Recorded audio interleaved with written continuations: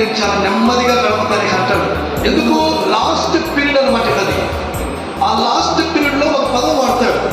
యెషయా గ్రంథంలో 38వ అధ్యాయంలో దెబ్బ తిన్నాక, హాస్పిటల్ పాలైపోయినాక, డబ్బంతా వేస్ట్ అయిపోయినాక, తన దగ్గర ఉన్న డాక్టర్లు దేనికి పనికిరాలని నిర్ధారణకు వచ్చేసి అయిపోయినాక,